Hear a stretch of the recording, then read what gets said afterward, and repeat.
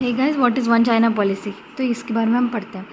तो देखो, one China policy क्या है। वो एक सिचुएशन रेफर करता है जहाँ पर कंट्रीज़ एस्टेब्लिश करती हैं diplomatic ties with People's Republic of China, present day China जो है, and not with the Republic of China that is Taiwan. ठीक है।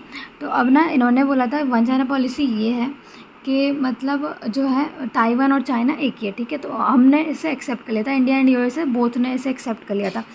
इंडिया ने इसको 1950 में एक्सेप्ट कर लिया था, यूएसए ने इसको कर लिया था 1971 में। बट अदरवाइज़ अगली बार क्या हुआ कि 1979 में जो है यूएस ताइवान रिलेशन एक्ट आता है 1979 में, जिसने यूएसए ने ऐलान कर दिया डैट अगर कोई भी खतरा आया, USA said that it is committed to protect Taiwan from Chinese invasions. ठीक है।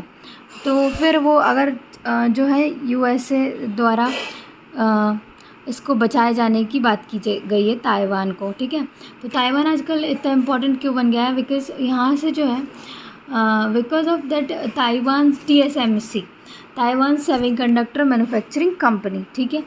तो has become the most important company in the world as it produces the most advanced electronic chips in the world, and it controls almost the 60% of world's electronic chip market. That is why USA and western countries are concerned about the future of the Taiwan. So hence this was it. और तो यही था। और पहले recently John Biden administration ने कहा था कि और किस लिए इनवाइट कर दिया था ताइवान को समिट फॉर डेमोक्रेसी में भी। ठीक है। यूएसए ने ही स्टार्ट किया था ये चीज़, तो लेकिन ये अलग ही दिखाता है डिपार्चर यूएसए स्टैंड का कि वन चाइना पॉलिसी से। ठीक है। तो और ये मूव को क्रिटिसाइज भी किया गया है चाइना के द्वारा।